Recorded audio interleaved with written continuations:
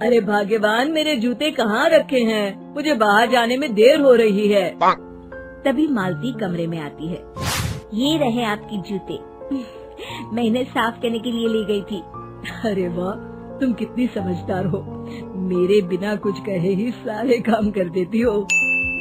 तभी मालती झिझकते हुए रमेश से कहती है, सुनिए जी, आपसे एक बात कहूँ, बुरा तो नहीं मानेंगे ना? अरे नहीं नहीं, बेफिक्र होकर कहो। शादी से पहले मैं अपने मायके में नौकरी करती थी।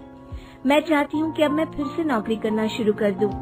वैसे भी सारा दिन घर में बोर हो जाती हूँ। देखो मालती, तुम्हारे नौकरी करने से मुझे कोई एतराज नहीं है, लेकिन तुम्हें एक बात बता दूं, हमारे खानदान में आज तक कभी किसी औरत ने नौकरी नहीं की।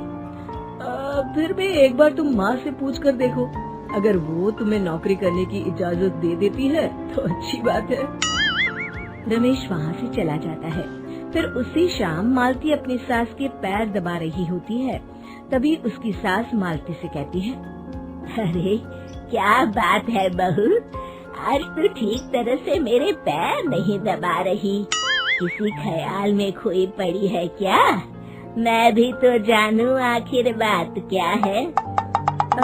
दरअसल वो माँ जी। अरे हाँ हाँ बोलो, इतना सोच क्यों रही हो? माँ जी, अगर आप बुरा न माने तो मैं नौकरी करना चाहती हूँ। घर के काम करने के बाद मेरे पास काफी वक्त बच जाता है। मालती की ये बात सुनकर उसकी सास गुस्से में कहती है, अरे बहू, तेरी तबीयत तो ठीक है ना? आज ये कैसी बहकी बातें कर रही है? भला हमारे खानदान में आज तक कभी किसी औरत ने नौकरी की है जो तू नौकरी करने की बात कर रही है, हैं? अरे बहू, तू क्या रिश्तेदारी में हमारी नाक कटाना चाहती है? जितना जल्दी हो सके अपने दिमाग से नौकरी का भूत उतार दे, और अब जा, जल्दी से रसोई में जा, खाना बनाने का वक्त हो रहा है। मालती मन मार कर खाना पकाने के लिए रसोई घर में चली जाती है। अगले दिन, नमस्ते माँ जी, कैसी हैं आप? अरे आओ आओ दिवाकर बेटा, बैठो, मैं तुम्हारे लिए चाय मंगाती हूँ।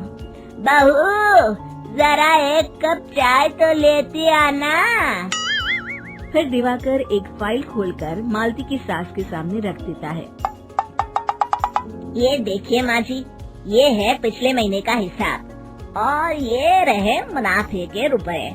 एक बार हिसाब देख लीजिए और इन कागजों पर अपने दस्तखत कर दीजिए।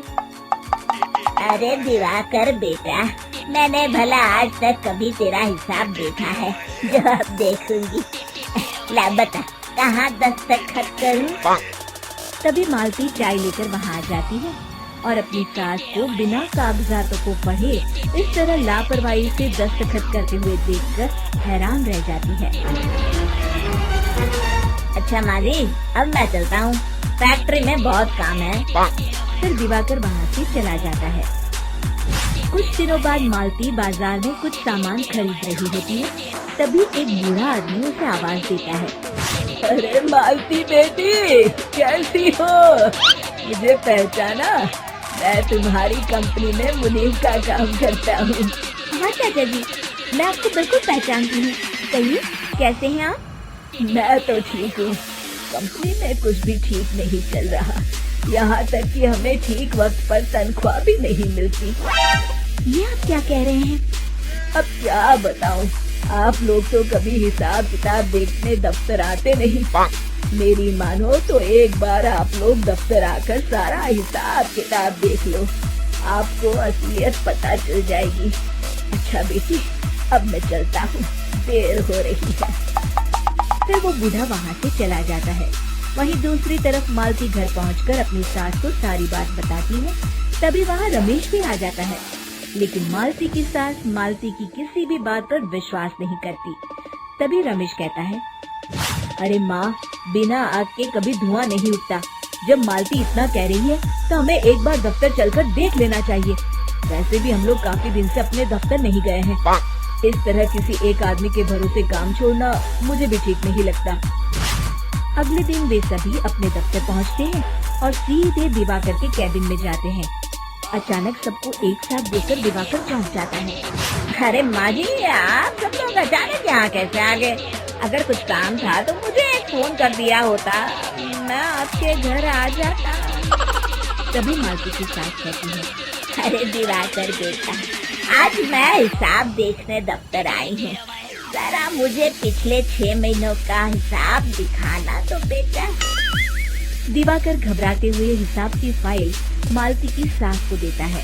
मालती की सास फाइल लेकर मालती को देती है और कहती है, ले बहू, देख ले हिसाब।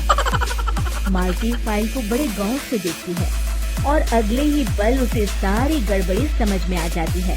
वो अपनी सास से कहती है, माँ जी, मुनीम चाचा बिल्कुल सही कह रहे थे।